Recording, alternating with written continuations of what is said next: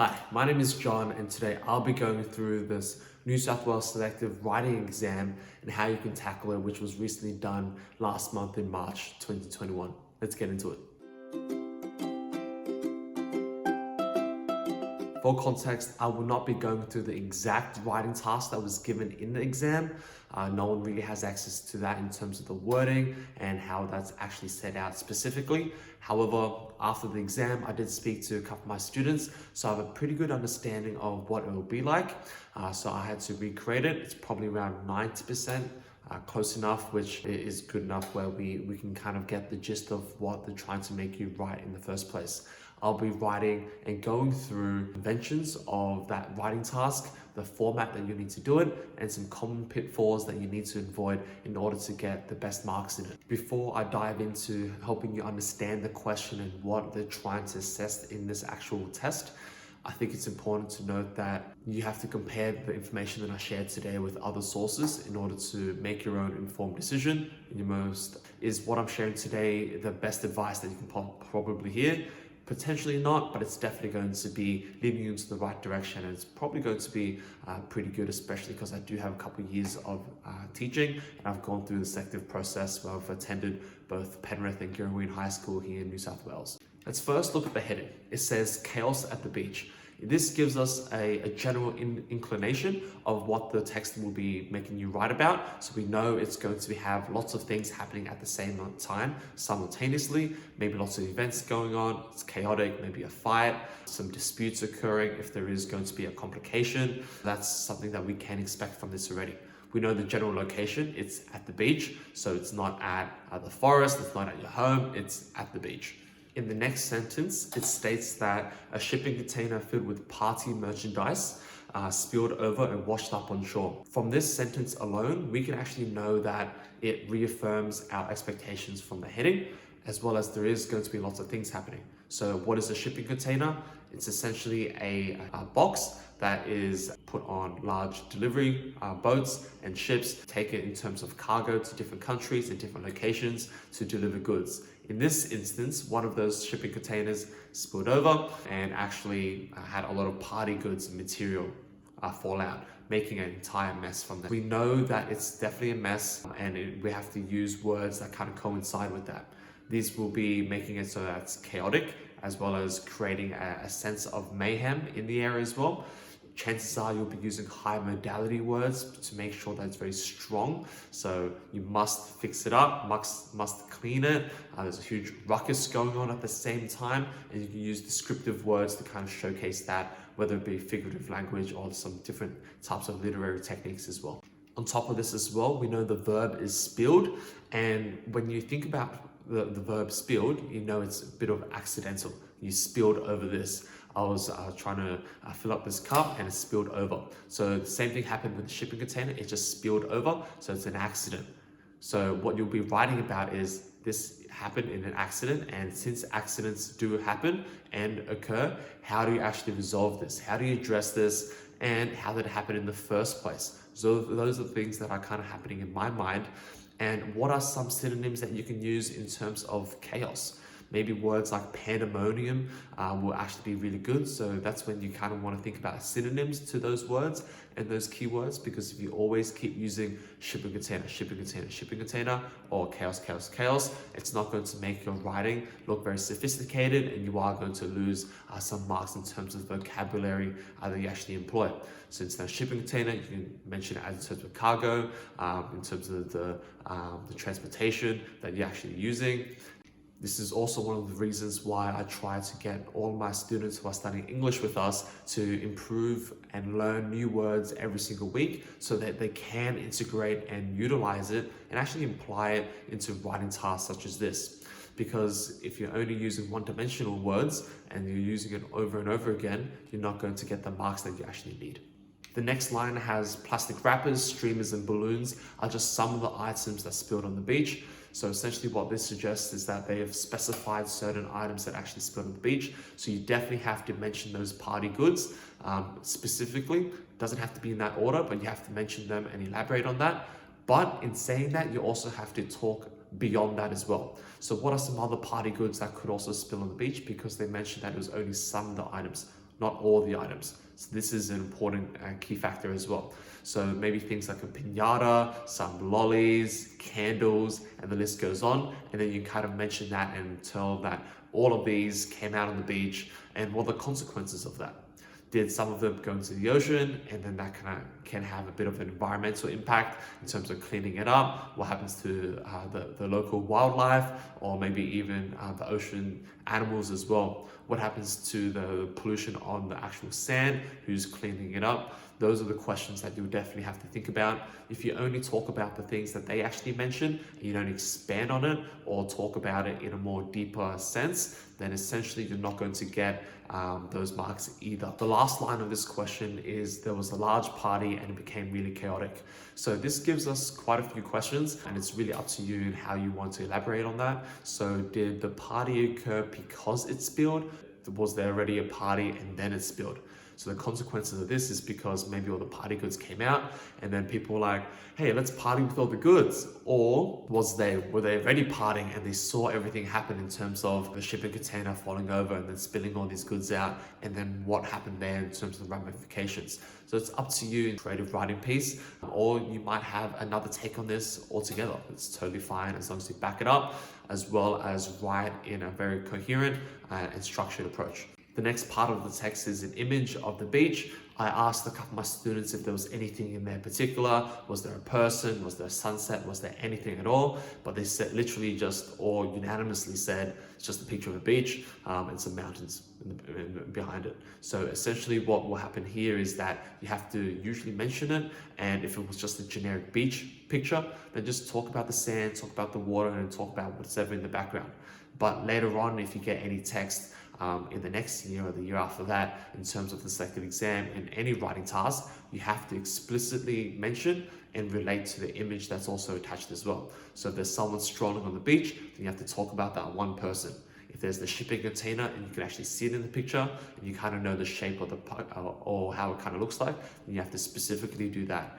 But in the actual test paper that was actually given last month in the actual exam, it was just a picture of a normal beach. So this isn't really applicable here, but you can just mention what you can kind of see in this image here. Furthermore, in this question, they actually suggest some different points that you can actually integrate in it. So what happened to the spillage? So did the animals eat it? Some turtles, some seagulls, did they eat it and then they actually suffered from it? I know some of my students actually talked about having multiple vets actually come to the beach and fix all the animals and actually help address this problem because they were all suffocating like that. So that's one avenue that you can talk about. Or on the flip side of things, what did the lifeguards do? Did they just sit tight and be like, yeah, I know there's a lot of chaos happening, but they're not drowning in the beach, so it's all right. Chances are they're going to play an active role, so they're not going to be fixing everything, but they might be calling the authorities, you might be getting the local police and the ambulance to actually come in case it was really chaotic and people actually got injured. So these are the things that you want to talk about. So although they say that these are some points to consider, you definitely have to talk about the points that they actually mentioned, and on top of that, expand on different things as well. So if you only talk about the points that they recommend you talking about, you're not going to get the marks either. Instead, talk about the things that they suggest writing about, and then also talk beyond that as well. So something that I'll definitely talk about in terms of this is, how did the party start and how did they clear it up? Or if it hasn't cleared up and the parties are still occurring and the authorities can't tame it down, then it's an ongoing story and things will have to develop. The last and most important line is, write a newspaper article about what happened on the beach. So essentially they tell us the text type, a newspaper article. So if you do not write according to the conventions of this text type, you are going to lose marks. If you do not understand what the conventions of this text type is, you will lose marks. So essentially everything before, even if you understand everything, but you decide to write a persuasive, or you decide to write an information report, or if you decide to just a narrative, then you're going to lose marks because they specifically state newspaper article, newspaper report. So just like the sample paper breakdown that I actually did a couple videos back, I would actually suggest you to actually know who the audience is. So in terms of the newspaper article, which magazine are you actually writing for? If it's for K-Zone, for instance, the market is actually for kids looking for games. Or is it like the Australian Financial Review? So that's a magazine that's actually for adults looking to learn about financial advice. So you have to know the audience that you're writing to and cater to that. So something that I do suggest, especially if you're in year 6, just doing this is actually catering towards kids or young adults. So you don't actually have to say, all right, include that many figures and statistics, because that's what adults actually really want. They want the facts.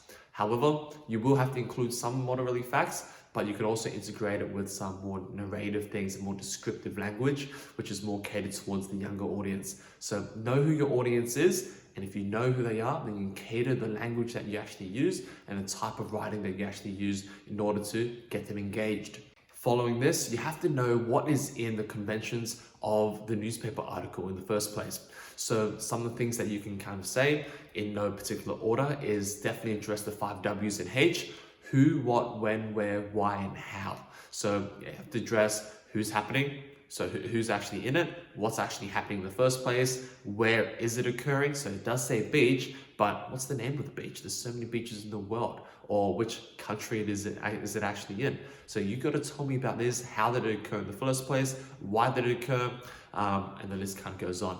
You also want to talk about and also integrate quotes and statistics. This kind of backs up your actual writing, because things like The Onion, for instance, which is a satirical magazine, and they write satirical newspaper articles, which are all made up. How do we determine what's real and what's fake? Well, sometimes these quotes and statistics help give us some actual factual backing. So definitely integrate some of these. If you're like, well, I don't know any facts about this, how do I know? Well, it's creative writing. You can make it up, but make it believable. So you can't say stuff like, 1 million people came on the beach and they were having a party. Because I don't know any beach that can fit 1 million people. It's a very large beach and probably not going to have 1 million people there in the first place. So try to be quite logical and reasonable with it, but definitely integrate some of those as well. On top of that, you want to mention at the end what magazine it's going for. So is it for K-Zone? Is it for National Geographic? You tell me. You could also make it up as well. The date that it was published, the person actually writing it. So you can just write your name and also write your occupation for the magazine. Are you the head editor? Are you, the intern there? So definitely write that down. That kind of gives us a bit of an indication on your level and the byline of who is actually writing it. You have to include a heading, but more specifically, since it's a newspaper article, it's a catchy headline. So when you're walking down the street and in order for you to buy a newspaper in the first place, you have to be enticed to actually read it before you're going to buy it. Otherwise, you're not even going to pay the $2 for it. So in order for you to actually do that, you have to try to catch their attention. You can't just write chaos at the beach. That's a bit of a sellout. I think it's much better if you make it a much more enticing headline. Maybe something like chaos ensues at Clovelly Beach. What happens next? Or police cannot stop crazy beach party. Something like that. So they're not the best, but I'm sure with more time, then you can actually think about something that's a little bit more engaging and make them want to read more in the first place. On top of this as well, you want to write in paragraphs. I know in newspaper articles, sometimes they write in columns. Don't write in like this. You don't have to specifically do that. And I think they might actually state that in the question. So don't write in actual columns or draw pictures as well. They want to see your creative writing following the conventions as best as you can. So just write in paragraphs from here on. Normally it's a chronological and sequential order. So what happened first, middle, and last. Is this a developing story? So if it's developing, then at the very end of that story, it will say maybe more news to come, or this story is still unfolding, or the police report will be coming out later, and more details will soon be announced from here.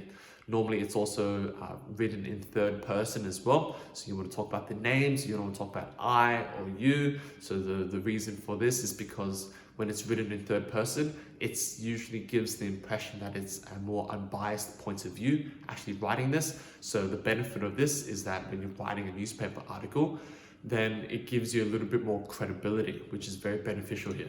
In conclusion, that is my personal take on how you actually should approach it and actually address the New South Wales Selective Writing task, which was given last month.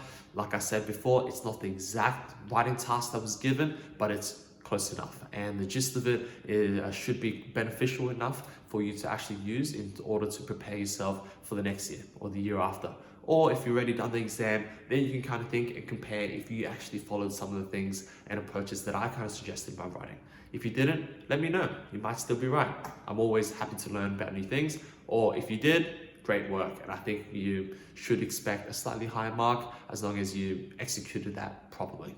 So if you enjoyed that video, definitely smash the like button. I really appreciate that. And if you have a question, put it down in the comments below. Otherwise, visit bigsacademy.com and